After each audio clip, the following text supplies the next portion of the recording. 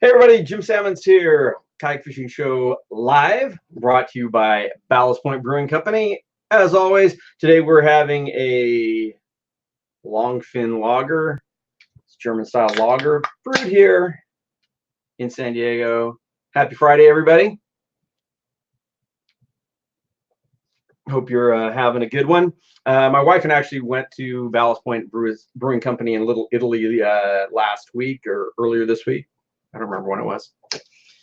Had a lot of beers, but the food was amazing. So if you get a chance to go to one of their restaurants, the food is fantastic. Dave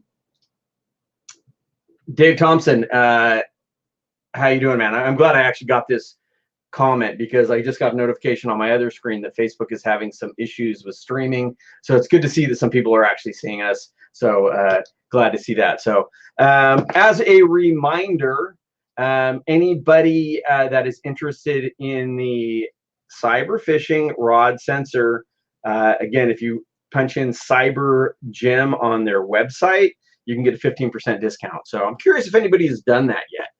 It's a very, very cool tool for tracking all your casts, the fish you've caught, and not only what you've caught and where you've caught, but where you've cast and not caught. So it's kind of a cool deal. It tracks everything about your day, also ties in with the weather and everything like that.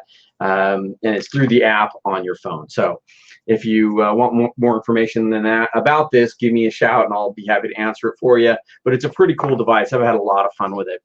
So honestly, I haven't been fishing at all. So not a heck of a lot to report. I know there's been a few fish around locally, but not a lot. There was some good news today. Was posted that some Dorado were seen on a kelp patty. So that means the fish have finally started moving up here locally. They were not caught. The fish were not biting, but at least it's finally a sign that some fish have moved north for us. Larry, how are you, man? Thanks for joining us. And Egowitz, how are you in Spain? I just saw a video of Egowitz posted on his page. He was out there cruising around on his Jackson kayak. I'm not sure which boat he was in, honestly, but I think he had a Torpedo on the back, and he was scooting. Jeff, how are you doing, man? Thanks for joining us.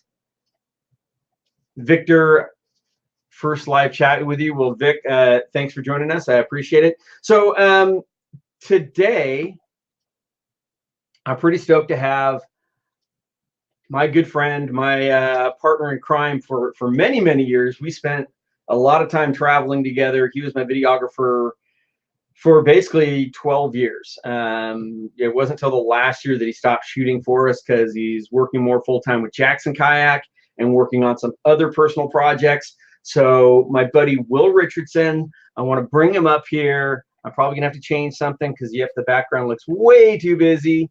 So let's get rid of that. This week on the Kayak Fishing Show with Jim Sammons, the background is too busy, and he's brought Will on.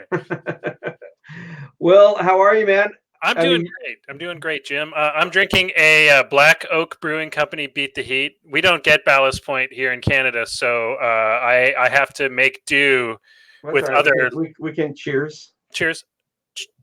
Yeah, I have to make do with other local beers. Nothing wrong with drinking local. That's right. Yeah, it's been really great. It's been been a really cool year since I left the Kayak Fishing Show. A lot of crazy changes in the world. As you mentioned, I now work full-time with Jackson Kayak. And one of the reasons I made that switch was not to get away from you. Yeah. It was mainly so that I could... Maybe a little. No, we'd spent a lot of time together. We started finishing each other's sentences. There was the question of who was going to get the kids and the divorce. Yeah. No, it came down to I really wanted to be able to do some personal projects as well as expand my horizons. When you've been doing the same thing, following and watching another person fish for 12 years seems amazing until you actually have to do it. There's no way I could do it. There's no way I could sit there and, I mean, that was always the good ones when we had trips that were such good fishing that you got to fish. Because those times when you were just sitting in the boat and we're just struggling, and you're about keep stroking out, and Yeah. And you don't get to move. You don't get to do anything. The best ones for me actually were the 1 or 2 times that you guys struggled for fish. And it was so boring that I threw a lure over the side and caught fish. I don't remember that. That only happened a couple times. Wahoo! Yeah, wahoo, cobia. Yeah. No big deal. I'd say we got Emma. How are you, Emma? Good to see you on here. How are things in Sweden? Robert Baker, how you doing in Florida, man? Yeah, Robert Baker and those guys are all at the FLW right now, I believe. Oh, really? Yeah, I think. Well, I'm pretty sure Robert's there. No, maybe it's not Robert Baker. Maybe it's Robert Brown. Too many Roberts, man. Well, he says hello from Tallahassee, Florida. So okay. I don't know where that bass stuff happens. There's bass stuff. Bassing. Edgar, how you doing? Eric, what's happening? So again, you just got back. You're probably just getting over jet lag. I mean, that is a long trip. Yeah, it's I think my flight home was about 36 hours from start to finish, and that doesn't include the 9-hour drive. I think it was more like 7-hour drive from the Masai Mara to where we were getting where we float in Nairobi. It was a long way home. Oh, Jim froze up. Did I freeze up or did Jim freeze up? Uh-oh. Anything like for a second. There, we're back. Yeah, we're back. We're back. So, like I said, I got a notice that Facebook was having a few issues today, so that might have been a hiccup there. But anyway, like I was saying, because I remember how bad driving in Africa was when we were there in Uganda. So yeah, and so this is an interesting thing. So maybe the audience doesn't know this, but Jim and I went to Uganda. This is my 4th time to Africa, and I absolutely adore Africa. I'll make any excuse to go to, particularly to Western Africa. Jim's first experience was Uganda, which is a very different country than Kenya.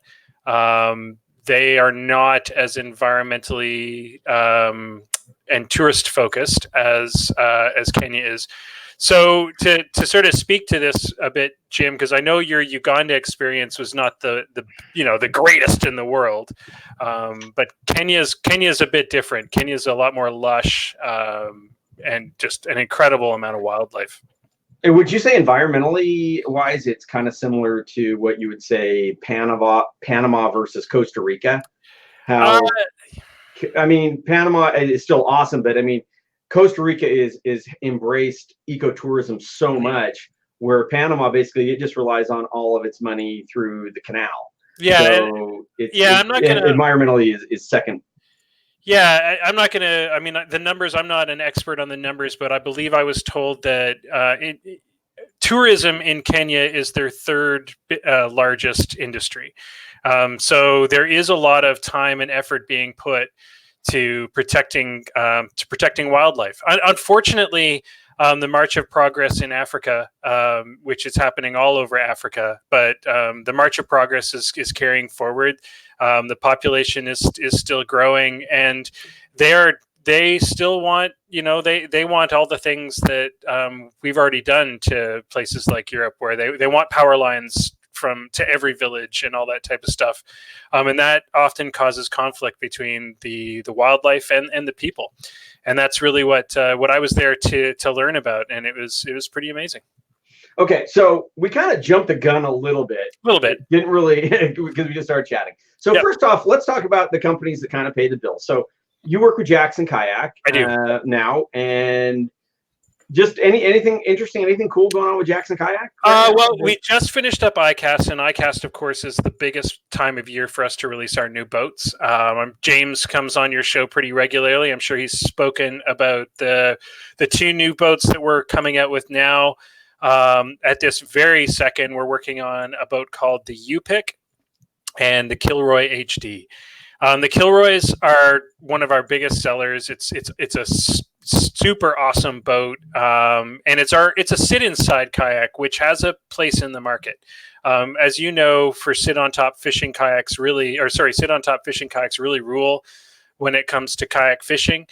There are still a lot of people that love their sit-insides, and it applies to a few different markets. The hunting market really loves sit-insides, and the Kilroy has really been an awesome part of that for us, as well as the fact that it is, and I can totally attest to this, it's one of our fastest boats in the fleet. Getting rid of scupper holes and all that type of stuff speeds a boat up.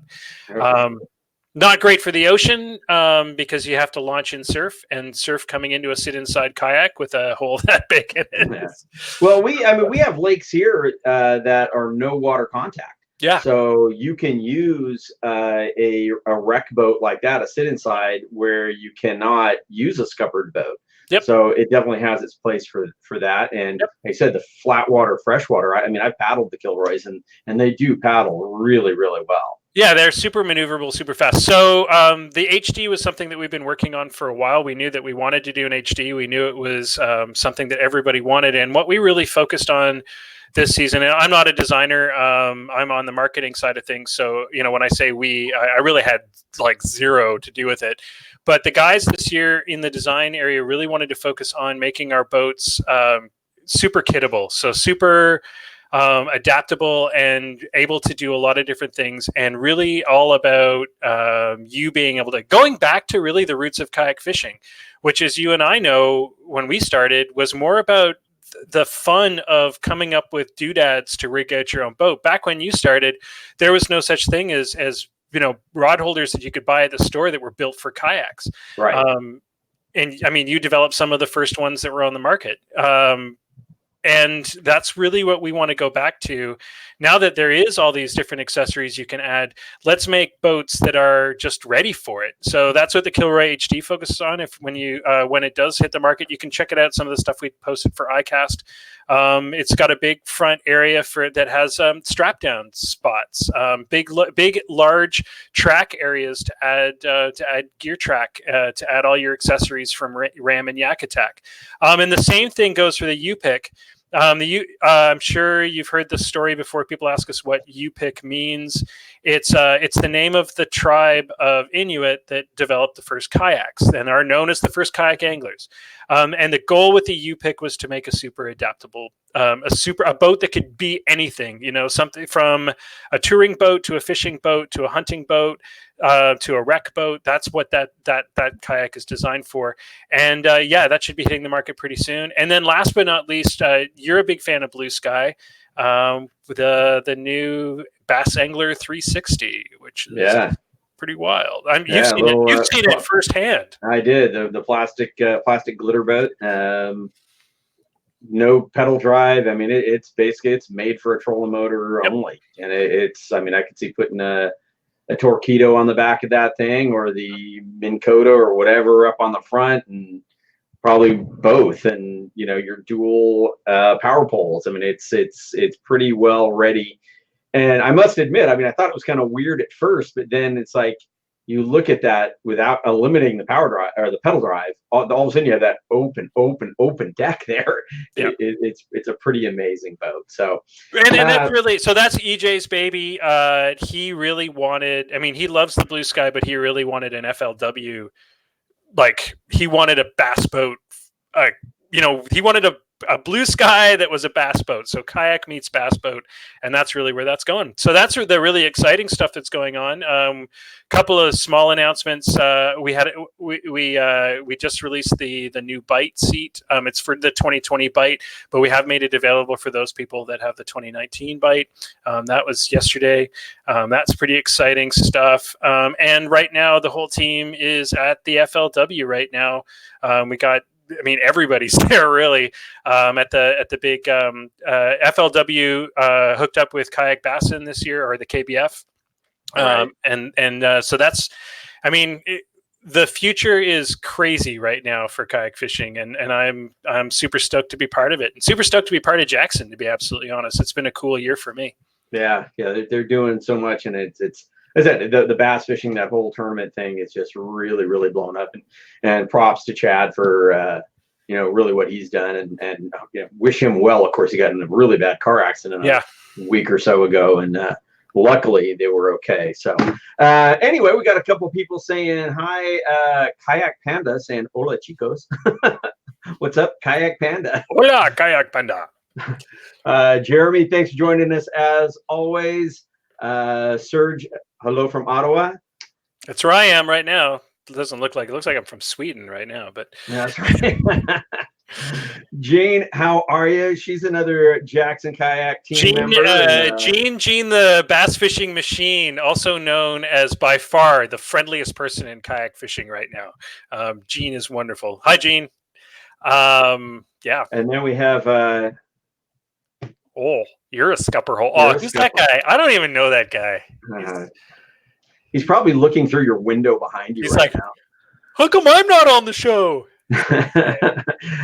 Gene Wilson talking about the rigging, hence my PVC creations that rarely work. Yeah, you know what? There's been a lot of great stuff, and there's a lot of stuff I see people make that I just like, huh? I don't get it. Well, but hey, they make it work, and it's very cool. They spend more time making stuff than they would ever spend just going out and buying something. But there's some very creative people out there that do stuff to make it work for them. So one of the things I do for Jackson is anytime you're talking to somebody on the social media channel, it's generally me or Emily. And one of the things that I think is really interesting is the amount of people that call us with ideas every day.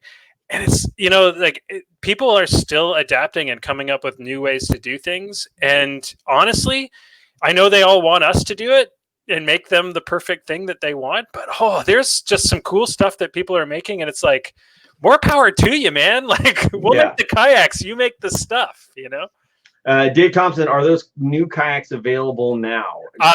Not soon. Yet. Very soon. Yeah. Soon, not yet.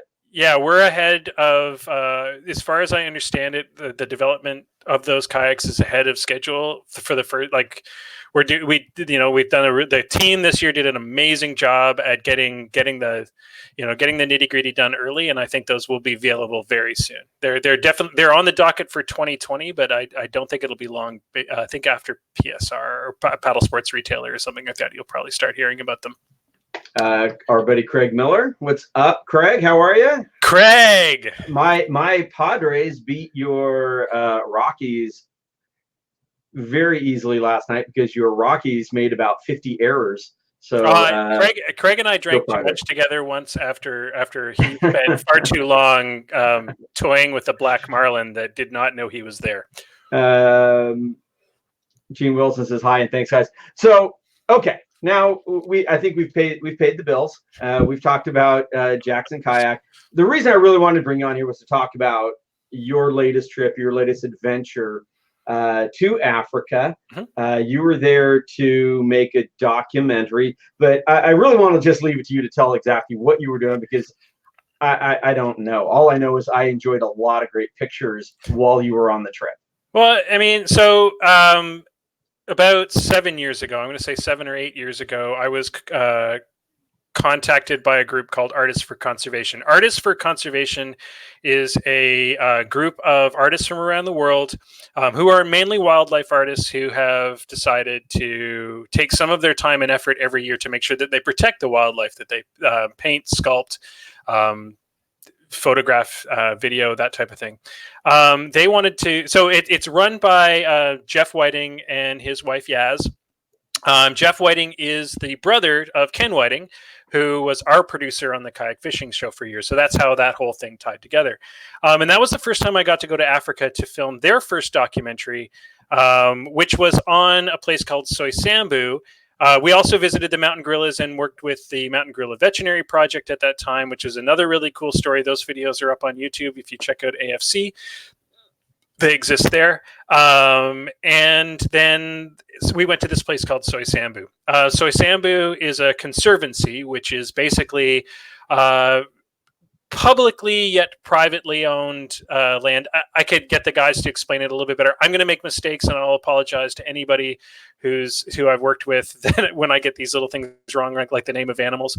A conservancy, basically, it was a privately owned plot of land, large cattle ranch, very large, that in order to protect it from from basically being developed, they turned into a conservancy. The conservancy is still a working cattle ranch. That's how they pay the bills. But they're trying to move over to becoming more of a tourist attraction and make that pay the bills as well. Part of that is that they need to have wildlife that we want to see. And when I was first there, the main interest there is the Rothschild giraffe. And the Rothschild giraffe are pretty cool. They're endangered, and 100 or so of the last remaining 800 to 900 Rothschild giraffe are in Soy Sambu. And it has this large lake called Lake Elementaita, and it's a very, very, very important part of the ecosystem, mainly for the flamingos that are the African flamingos. So between those two things, I made the first documentary, and I just fell in love with the place. Totally fell in love with the place, and did the first documentary. I remember being very emotionally overcome when I left Soy Sambu, which was an odd thing for me to feel. I mean, I love the places that we've traveled, and I love the documentaries we've made, but I've never been emotionally affected by a place like I was Soy Sambu. So I kept in contact with everybody that we worked with. For the last 7 or so years, I've made commercials for the AFC whenever they're doing their shows, and I've kept in contact with Guy Combs, who was the artist that I worked with on the first project. Who's the artist, and he's an artist for Conservation. This year, they had a group of lions move into Soy Sambu. And the problem with having lions move into a conservancy, especially one that's a working cattle ranch, is that beef is delicious. And that's where this project came from. Do you have any questions at this point, Jim? No, well, my wife actually just came in here and told me that your mic is popping a little bit. Maybe move it a little bit away from your chin a little bit. I'll move it away from my chin. How's that? A little bit. That's good. So I kind of got distracted because of that. So I missed a little bit of what you were saying. I did bring up the Soy Sambu Conservancy's website. And so if anybody wants to fact check Will on anything he's saying, there is a history, who we are. There's an amazing amount of information on this website, as well as the all-important ways to support the Soy Sambu Conservancy. Mm-hmm. I want to hear some stories because, I mean, like I said, you shared some pictures and some video while you were on the trip. Mm-hmm. One of which was probably the most amazing, which when you guys were sitting out there and all of a sudden an elephant decided to invade your lunch. Yeah. Well, the big thing is that we went to do the gist of the project is that in order to protect the cattle that are on the ranch from the lions at night, in particular, the Maasai people have used a thing for generations called bomas, which is basically they make a ring of brambles and thorns, and then they put the cattle in that enclosure at night.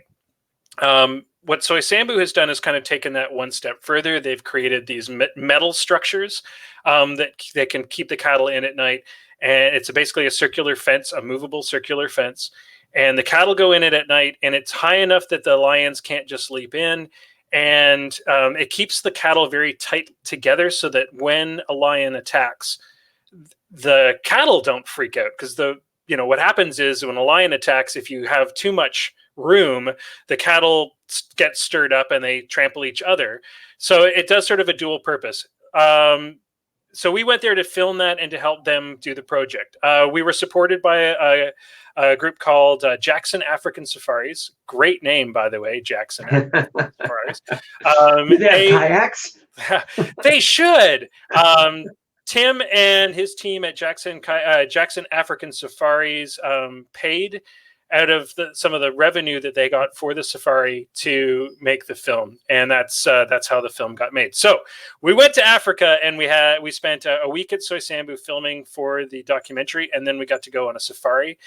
And our first stop is a place called Elephant Bedroom, and I will see what I can do to bring up a photo of Elephant Bedroom as fast as I possibly can, because of course it's about 300 photos in right now. Elephant Bedroom is a really cool place. It's you stay in tents, very luxurious, amazing tents. Kind of glamping. Totally glamping. I mean, picture like a Hemingway style desk. And so here we go. You can bring up my screen now. You stay in these amazing tents, but the cool thing is that there's no fences. So the elephants just wander into your camp. And of course, when an elephant wanders into your camp, elephants are still wild creatures, and they're like big. They're big, and they're friendly, but not all the time. They are subject to their own whims. And so when an elephant does wander into camp, you have to there's guards there that make sure that you stay away from them. But yeah, I woke up one evening to an elephant scratching his butt on on my tent, and like the whole tent is shaking. You're like, okay, so I'm an elephant butt scratching post now. And that's really what going to a place like this is all about, is these incredible wildlife encounters you couldn't have anywhere else in the world. I mean, Kenya is amazing for this. These wildlife encounters that, very safe, but at the same time, you get extremely close to them. And there is no real way to understand what wildlife interaction is like until you've sort of done it one-on-one. So our first stop was at Elephant Bedroom, which is it's in the Masai Mara. You can see how close I was able to get to elephants to photograph them. So you can see every wrinkle. And it is famous for its elephants, but it also does have lions. This is shooting from across the river. You can sit there and see the elephants come in for a drink while you're having your cocktails at the end of the evening. And all kinds of other things. I mean, ostriches and prides of lions that you get to just kind of hang with. Again, imagine how close we were to be able to get these photographs. Pretty stunning stuff. And that's it. We talk about Africa, and this is what we see. The Lion King just came out, and we in our minds, when we think about Africa, is this wild space that's still full of these animals. But the reality is most of these creatures are endangered, and most of them are living in the last protected areas of Africa, in places like Kenya and Rwanda, and South Africa and Tanzania. And those spaces are in demand. I mean, that land is constantly under pressure. And what we need to do as a society is we need to do whatever we can at this point to protect those final remaining lands. Because in all honesty, all of these creatures are endangered, not from disease, some of it from hunting, but the hardest thing that they face is just the loss of their habitat. Right. And it can be as simple as a highway running through the middle of the wildebeest migration. You do that, and suddenly the wildebeest don't migrate. When they don't migrate, other things go hungry. Every time we take away some of this land, we're just taking away habitat. And it's as simple as when you look at the forests across Africa, in the areas that I've been, and you've been too, Jim, people are still cooking with charcoal, which means wood is still in high demand. Right. And that was amazing when we were in Uganda. To me, just kind of like the deforestation was so bad. Absolutely. And the population density, mm-hmm. Seemed like there were just so many people, and those people got to go somewhere. And if they are cooking with wood, then they're just cutting everything down. Yeah, and that's it. And to them, I mean, you have to remember, one of the things that we get in our heads as North Americans is that their people are poor and they have nothing else, and they must be miserable because they don't have all the stuff we do. Well, the thing is that Kenyans in particular are ridiculously happy people. They're super kind, and they don't have some of the people anyway don't have the obsession that we do with stuff. But the difference is they also still live off the land. And unfortunately, as the population grows, living off the land means that the land is what's pressured. As opposed to, we're a little bit better at not better, but we've figured out as our population grows how to cultivate and live off of other things other than directly living off of the wild habitat around us. And that's really what projects like this are all about, is creating and raising awareness. Is that a leopard? Yeah, that is a, dang it, I'm pretty sure that's a leopard. We're going to go with leopard. My eyes I can never tell the difference between leopards and cheetahs. And I think that's a leopard. The head shape looked different to me. I may be wrong. Well, maybe your buddy Timothy Jackson can chime in here. He said, and I don't know what he. Yeah, sorry, it's in Samburu and not the Masai Mara. Thank you, Tim. He also had another comment. I wouldn't even know how to say that. Oh yes, in Waha camp. It was the second place that we stayed, and that's just outside of Soisambu. And when you're actually, it's in Soisambu. It's in a separate part of the conservancy. And then while you're there, you do most of your treks into Soisambu. And here's the thing, Africa is not as crazy and wild a place, in particular Kenya, as people would think. This adventure that I had is actually pretty comfortable. Like, I lived like a king. I ate like a king. The camp was amazing. I try to explain the interior of those cabins. I mean, they're beautiful. You have, they're kind of like when Harry Potter, they set up a tent and you walk into the tent and it's like a castle inside. Totally. And you're eating, so you eat 3-course meals for breakfast, lunch, and dinner, served by a chef. Silver tray service when it comes to your cocktails every night. The beer there is amazing. The cocktails are amazing. The people are amazing. They all speak at least 3 languages, including English. Some were speaking Spanish and Chinese on top of all of that. You got to understand that this is not a third world experience, and you could have it too. And one of the things that I want to kind of promote today is that if you were watching my adventure or you're interested in doing something like this, AFC is running another safari next year, much like the one that we just did. The guy who was the host on this one, I believe he has a show this year. So they're going to bring in another host, another artist who's Kenyan as well, so knows the area, knows, can still tell you everything about all the animals that you're seeing. But the cost on it is around $6,000. Tim can probably tell me the exact number that it costs, depending on for the safari that we did. And I mean, for that, well, do you have direct contact with Tim there? If he's available, we could bring him on screen right now. I don't have right now. But the thing is that is a highly accessible safari, and you could be going too. And we're going to be running another one like it next year, or you can just contact Tim at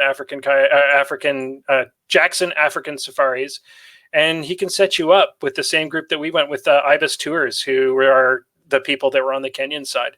And honestly, I and 10 other people that were on this trip have photos like these, and this adventure is something that you could do too, and you're not gonna suffer. There's no like hot days suffering in the African sun. You're sitting in a really nice Land Rover or a van, being escorted around, and it's winter, so the weather was actually incredible. Jim, you would have been okay with the temperature. I think it wasn't blindingly hot and not freezing cold. It was like having nice free air conditioning the entire time we were there. Oh, really? Yeah. It's JacksonAfricanSafaris.com. Let me see if I can share my screen again. I can bring this one up. So now, if you want to go on a safari like this, and the cool part is that for this safari, if you go on the AFC one, part of the profits that they make for this is being given to build Bomas. which is the coolest part about all this. So this particular trip, Tim and the team from AFC and Jackson African Safaris were able to donate enough money to build 2 Bomas. And the Bomas are working. This was the cool thing. When we arrived, we learned that before the Bomas had begun being built, they were losing 30 cattle a month to predators. So that includes hyenas and jackals and all that type of stuff. They were losing, and leopards. They were losing 30 a month, and now they're down to 3 a month. Wow. Do you have any photos of them? Of the Bomas, yeah. Let me bring up a photo. I will pull one up. And Timothy says overland comfort trip was US 66,300 with 10% profits to artists for conservation. We raised $6,800. Yeah. Does that money go a long way there? Huge. So the cool thing about Soy Sambu is, and this is one of those topics that come up all the time when you're doing a trip like this, is we talk about donating to an organization. Well, the organization at Soy Sambu is, it's, I can't remember, but off the top of my head, it's a team of like 15, 20 people that run it. So there's very little of that money is being given to any type of administration costs. It is all going directly to things like the Boma project. And the Bomas, when they tell us how much they cost, they're like, oh, well, it costs us $3,504, to build a Boma. So they know exactly what that cost is, including labor. And that includes, hiring local guys to build it. And yeah, that money went directly to building 2 Bomas. And we were there to see those Bomas get erected, which was, that's just something you don't get to see every day, And how many cattle will go into a single Boma? Do you know? Well, I'm about to show you a picture of a Boma. Okay. Well, they do pack them in there tight, don't they? Yeah. Oh, huge. So, I'm not going to count them, but it's a heck of a lot. So they need, I think they're at 30 Bomas now. They need 60 to do all of their cows, to keep all of their cattle in Bomas. And Guy and those guys, they do things called quick draws, which has raised 99% of the money. And then this is a new project, this safari project with Timothy and those guys is the next step in that. The way a Boma works is if you take a look sort of down in the left-hand corner, you can see kind of a rundown area. What they do is they build the Boma, so it's a movable fence. So they put that fence down, and then for about a month or 2, the cows all go to that one. And then when it gets to a very certain point, they move the whole fenced area away. So you can see that they've shifted it. And the reason they do that is because if you leave the cows in the same spot for too long, it destroys the ground. And once you've moved, if you move it at the right time, it instead basically fertilizes the ground. So, but it's a very specific time frame that they have to do that. And of course, the keepers know when that time is. And yeah, so now they've got all those areas that you see that are brown there. Well, there are equal sized areas all around. I don't have a picture of that, unfortunately. Equal sized areas all around where it's just like super lush green space. So it's kind of cool. It becomes a kind of an environmental refresher too. And yeah, they do pack them in. It's a very different way of cattle ranching from what we do here in North America, where we kind of like roam free cattle, but you could do that there, but you risk losing the hyenas.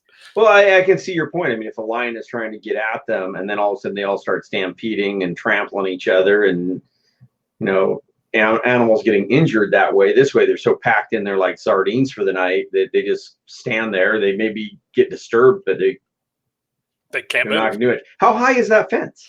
It's over my head, so it's around 6 feet, and then they've got that with netting all around it, so that the lions can't see in and the cattle can't see out, and that's all part of that protection thing. They're talking about putting sirens on them as well as maybe electrifying some of them as well. Those are all sort of plans for the future. Other cool things that if you do donate to Soy Sambu, we got to spend some time with the school kids that live there. They have 3 schools on Soy Sambu for the local kids. They have a lunch program for the kids, and that's in desperate need of more funding as well. So,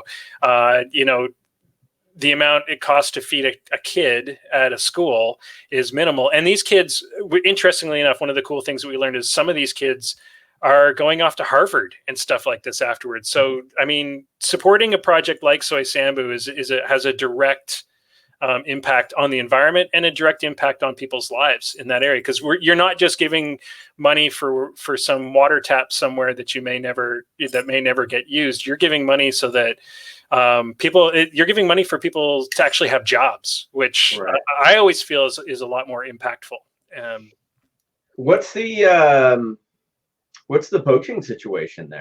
It's as good as it can be. So Sambu is right beside one of the bigger national parks that still has rhinos in it. And the reason why it has rhinos is because Guy's dad, Simon Coombs, who is a famous wildlife artist, was part of a group called the Rhino Rescue. And the Rhino Rescue brought white rhino and black rhino into the park. And that is fenced and it is protected, but those fences need maintenance, and that's hard to do. And you need to pay the groundskeeper or the protectors of the rhinos, and that's the rangers, and that's hard to do in a country like this. You still have some corruption and that kind of thing, and unfortunately, every once in a while there is a story of a rhino getting poached. It is a lot better. Soy Sambu. Everybody's got their poaching issues, and that's happening in Africa. But Kenya is definitely one of the ones that are fighting the good fight, and they just burned millions of dollars worth of ivory that had been claimed from poachers. They're definitely at the front line of fixing the poaching. And the way you stop poachers is to create tourism. If you can keep people employed through animals, then that's the way to stop them from killing the animals. And I think that, like I said, I think Costa Rica is a prime example of that. I mean, they have embraced ecotourism so much that it seems like everybody there works in tourism. Yep. I mean, there's so many jobs in tourism there that, they all value the animals they have there instead of seeing them as food or as a source of money. I mean, that's really the reason why the rhinos are in trouble is not for food. They're in trouble because of the value of their horns. But if you can keep a person employed so that they don't see the horn, they see that rhino as infinitely more valuable over the course of 20 years, as we learned in Costa Rica, then they're going to protect their animals. And education is part of that. So you have to take away the fear of the animals. Lions, people are... you're scared of bears, Jim. Yep. and I'm scared of sharks. And a lot of that has to do with the difference of where we grew up. You grew up on the ocean. I grew up in Canada, where we wrestle bears daily. That is how, when you turn 18, they put you in a pit with a bear. But there in Kenya, the people who haven't been around lions their entire life, they fear lions. There's horror stories about lions killing people. But if you can educate the kids to not fear lions or to be respectful of them, I shouldn't say they should still have a healthy respect for them, and they should still fear them, but to see them not as an enemy, but as a valuable resource, that changes the dialogue. And that's really what we need to do. So, in answer to your question, is poaching still happening? Yes, it's still happening, and it's happening for meat and it's happening for money, but it is changing. And the way it's changing is through education. Gene, actually, I'm gonna read a question and the answer because Tim answered it. People, well, no, just because we do the podcast, and so people will hear it. So Gene asks, how does the Boma protect them from predators? It seems like they're sitting ducks. And Timothy actually answered it by, the herdsmen are with the cattle during the day. The Boma is fully covered with metal sheeting, so the lions have no access to the covers at night. Yeah, he's pretty close. It's also high enough that they can't jump in, and they can't see in, and those cattle are packed tight enough that even if they did find a way in, and that metal that sheeting that goes all the way around is designed specifically to not let lions get their way in. It's way better than the wandering free, where the lions can just chase them down. which is what lions do. Yeah, exactly. They eat meat. You know why? Meat's good because it's delicious. And so the other thing about soy sambu is that they have plentiful zebra. So the idea is if you can make it difficult for the lions to get to the cattle, then they're going to go for easier prey. And it's the same thing like with fishing. You're showing your lure you want to look like a dead minnow or whatever. You're making it something an easy target versus the hard to get targets. They're going to go for the easy target, and that's part of how Bomas work as well. Cool. So aside from this, what was some of the other what was like the coolest thing that you saw? I think we spent about quite a bit of time with two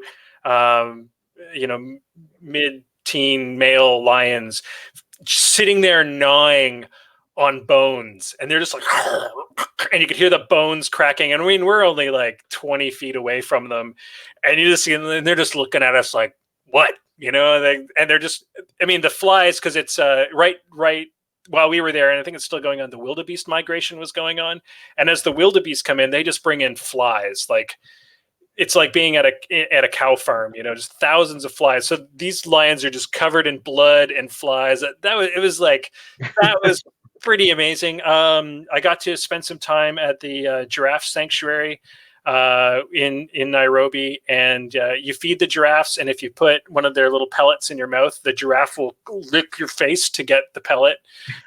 So it's like there's a giraffe right here going, rah, and that was pretty amazing. Having that intimate experience with giraffe. I got to touch a baby elephant, like pet a baby elephant. Things like that I mean, I have a million different moments. Probably the coolest story I have is really our focus was to get video of lions because we needed as much as we could get for the documentary.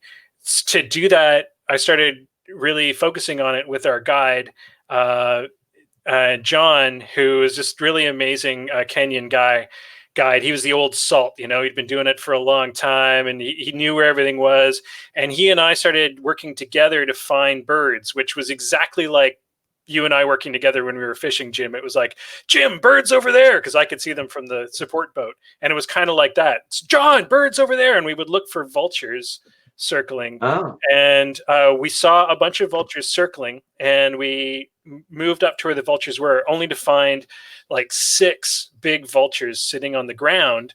And they had just finished feeding, and we could see what was left of a gazelle, a Thompson gazelle, on the ground. And then used that to start figuring out what had eaten it.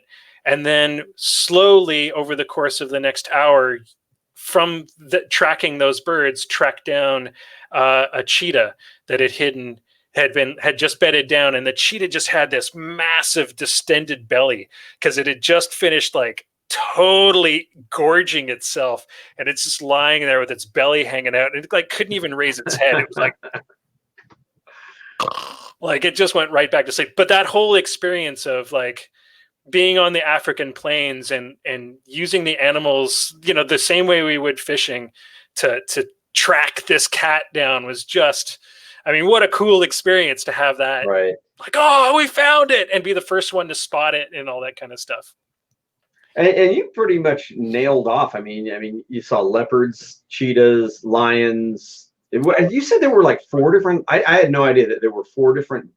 Was it 4? There's 3 different types of giraffes. So there's the reticulated giraffe, the Maasai giraffe, and the Rothschild giraffe. And we saw all 3 of those.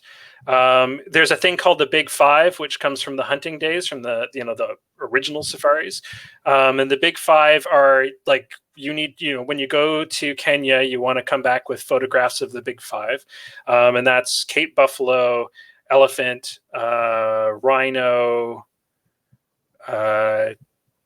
I think it's cheetah, lion. I could be wrong on that. But anyways, we saw the Big 5 within the first like 3 days of the safari, which is amazing. So yeah, we got to see rhinos super up close. We had a rhino come within a foot of our vehicle, just tromping along. We got to spend probably about half an hour just watching a family of rhino feed. We saw Thompson gazelle, the other type of gazelle that I can't remember right now, impala, oryx. I mean, every hoofed creature you could possibly see in that area. We saw dick-dicks. I think by the end, you've been waiting all show to say that. Say dick. Yeah, I think there was only one. And we saw several different kinds of monkeys. We saw baboons at the yin yang. Really? Baboons are kind of a terrifying animal. Baboons are also apparently just like obnoxious, and you want nothing to do with like. It's pretty funny because if you talk, like a Kenyan talks about baboons, they're like, damn bloody baboons. And of course, we're like, oh, look, a baboon. Oh. You know, it's like, they're like, oh, God, get rid of the baboons, you know? Yeah, we literally, I knocked every, major species that I've ever wanted to see in Africa off my list, to the point that by the last day, you're like, wake me up if a lion is actually eating something, like you're just like, oh, I'm so bored of zebras. Gene asked if you saw hippos. Yes, we saw tons of hippos. Yeah. And hippos are terrifying too. Right. Very terrifying. So I guess they're like the most killer creature in all of Africa is the hippo. So yeah, you stay far away from them. But I got some amazing shots. Most of the time, you just see hippos wallowing around in the rivers, and they're amazingly fast. Yes, and yeah, and I mean, you've probably seen that video of that one chasing down that boat. Yeah, I mean, it was going around for a long time. It was crazy. Yeah, hippos are just crazy cool. Gene also asked, "Are there any critical shots that you didn't get?" Yeah, one of the big things, of course, because we're restrained to cars, there's a cool lion shot you can put up on the screen. Because we're restrained to cars, you're often kind of restrained with the people that you're with, right? We didn't get a shot of the wildebeest crossing a river, which was really why we were in the Mara at the end, was because it was in the migration, and we really wanted to get that moment where thousands of animals are crossing the river, and crocs are coming up and eating them, and lions are hunting off the side. But we sat and waited for about 2 hours for that migration to happen in front of us. But just the volume of vehicles and other people trying to see it was really stopping the migration from happening. And so the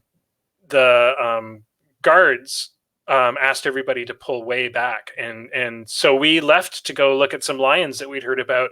And of course, apparently, just as we left, two things happened. Just as we left, a lion came out and attacked one of the wildebeests.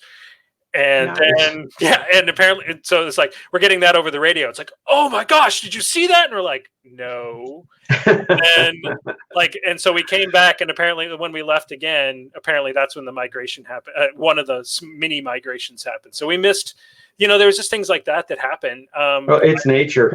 Unfortunately. Yeah, we know that shooting nature for the last 12 years, it'll do a lot of things to screw with you. Especially when you're specifically waiting for something amazing to happen.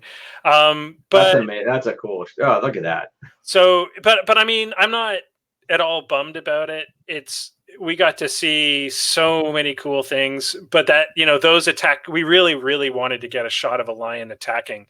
And unfortunately, most of the time when we came upon lions, they were happily napping on top of rocks like this. And they had already done their feeding. They do it in the middle of the night most of the time. And so you just have to kind of roll with the punches. And we did. I really have zero regrets, and I can't wait to go back because I still have a million things I want to do. So good news is that out of this project, some other projects are coming to life, and we should have the documentary. We're hoping to have a trailer for the documentary sometime around September, and then early February next year is the goal for the main documentary. And where would it be seen? It'll be on festival. It'll be on tour with the AFC Festival, and we'll have it up somewhere for people to view, like YouTube or Vimeo or one of those. Because really the goal of this project is to raise awareness and to like we're not. It'd be great to get a distributor and have it go on Netflix and all that type of stuff. I'd love for that to happen. But our main goal is to get more people to go on safari, to go to Kenya and to help out with things like the Boma project, and to raise awareness of what's happening in these areas that that are, you know, they're the last places on earth that you can have experiences like this easily. Like easily, you can go do what I did. Bring a good camera. There was a girl on the trip, a lady on the trip, who's an amazing artist, Betsy Pop, and she had like a cool Pix camera that she took photos with on this trip, and she got amazing photographs with like, you know, I'm sitting there with $10,000 worth of gear, and there's Betsy beside me taking photos with the cool Pix and getting amazing photographs. So, I mean, it doesn't take you don't have to be the best photographer in the world to come back with an experience of a lifetime like this. Well, thanks, Jean Wilson, for being here for this whole show. She says your love of that area just shines through, Will. Yeah, it really does. You can tell that, it's the beer. Yeah, it does. And it looks absolutely amazing. It's so cool. I mean, and your job wasn't there to get still shots. I mean, and you got some amazing still shots. You got so many, I mean, you were there to shoot video. I was also there to get a lot of assets for everybody. I mean, I was there to do the job that I did with the Kayak Fishing Show, which was come out with a huge amount of social media and marketing assets, and that includes video and stills. So, I mean, I you know, I love taking photographs. I loved making films, but I mean, if you can do both, which you can nowadays with our cameras, then yeah, do it. Yeah, for sure. So for people, again, I'll put this up one more time, soysambuconservancy.org, and that's the /donate and all that. But if you just go to the page, I mean, there's tons of information about the area, and then there is a donate page for people who want to help out with that. I mean, it just seems like such a great adventure. Do you have plans? I mean, is there anything that you're looking at going back, or? Yeah, I'm talking to the Cheetah Project right now about going back and filming some children's films for them. They want some stuff to show in schools. We're hoping that project comes to light. That, of course, depends on some budgets and stuff like that. We have a long road ahead to get this film edited. There's a lot of content. I shot probably 3 times as much as I ever have for any project. A lot of full cards. Yeah, so that we just have to have that done, and then you had the Boma area, so you brought your drone with you. Yeah, well, and the nice thing was, because Soy Sambu is a private conservancy, and because we're friends with the people that, because Guy, who was our host on that trip, I mean, he and his stepmother run or do a lot of the foundation work.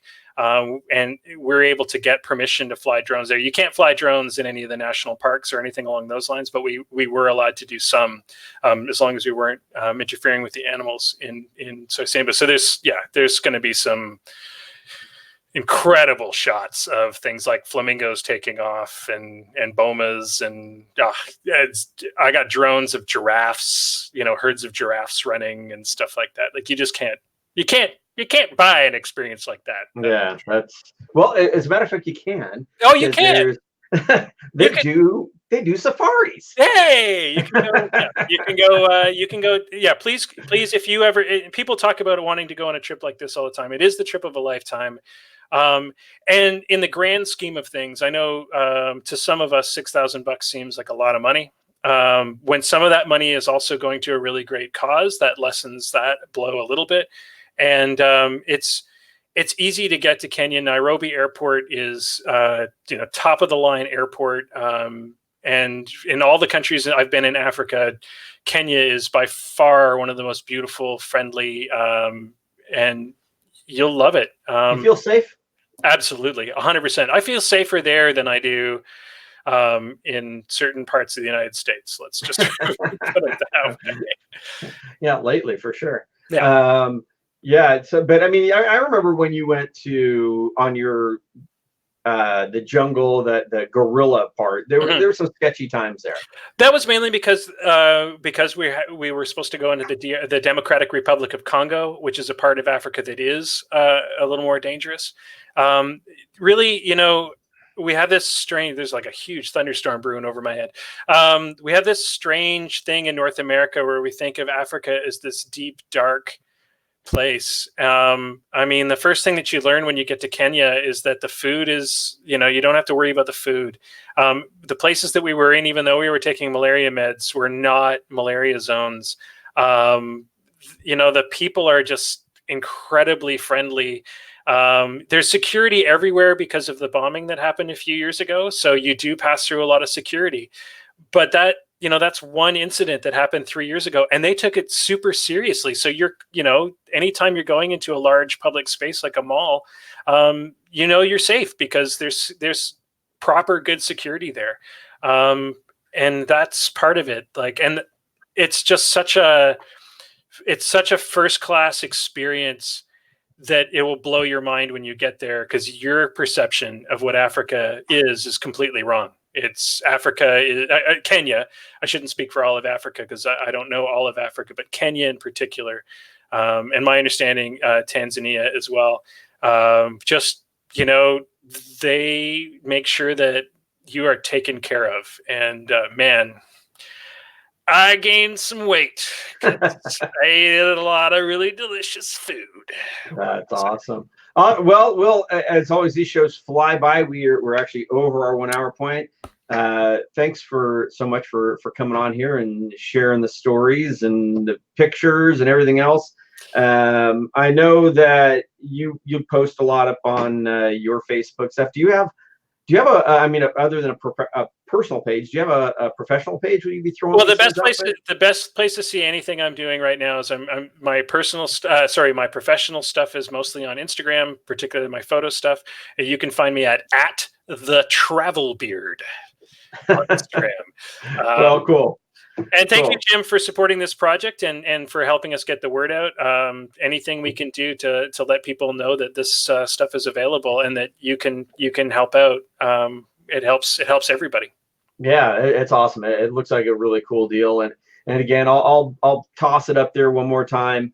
There's the I can't even say, so it's sambuconservancy.org. Like I said, it's a big website. There's a lot of great information on there, with a donate page. So if it's something you're interested in helping out with, it certainly seems like something that's worthwhile. Will, going to drop you out, man. Bye, everybody. Thanks very much. Thanks, buddy. Well, everybody, thanks so much. I know this wasn't a normal kayak fishing show, but I really wanted to share what my good friend Will there had been up to. Remember, the shows are brought to you by Ballast Point Brewing Company. If you are going out on the water, remember, please always wear your PFD and keep your paddle right side up. Take care.